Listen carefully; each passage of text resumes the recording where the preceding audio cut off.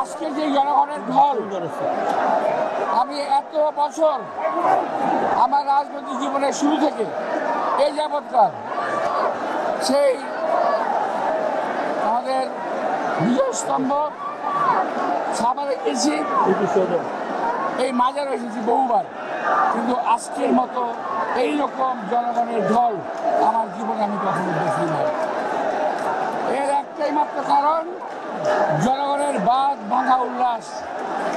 এই দেশের মানুষ স্বৈরাচার মুক্ত হয়েছে। এই দেশের মানুষ চায় এক স্বৈরাচার মুক্ত হয়ে আমরা যেন আরো কোনো স্বৈরাচার রাতে না পড়ে যাই। এই দেশের মানুষ ভোটের অধিকার চায়। আমরা শুনেছি, আমরা দেখেছি, ভোটের কথা বললে, ইলেকশনের কথা বললে অনেকেরই মুখ বাঁকা হয়ে যায়।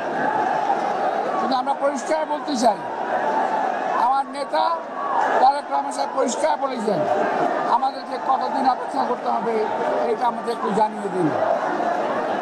আমরা অপেক্ষা করতে রাজি আছি, সংস্কার হবে, অপেক্ষা করব, রাজি আছি, কিন্তু যুগ যুগ ধরে এইভাবে চলতে পারে না।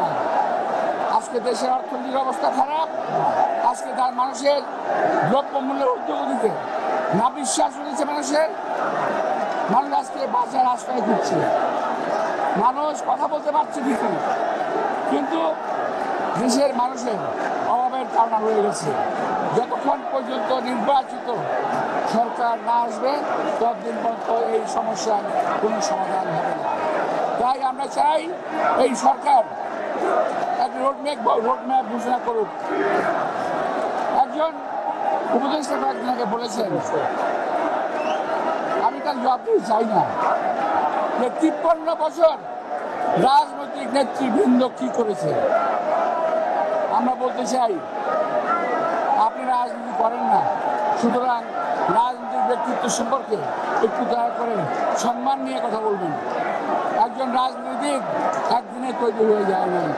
যারা অংশীজন তারা যদি চায় উনি যৌক্তিক সময় নির্বাচন দেবেন, সাধুবাদ জানান, কিন্তু এর বাইরে কোনো কথা থাকতে পারে না। আর সংস্কার একটা বিষয়, এটা যুগ যুগ ধরে চলবে, নতুন কিছু না।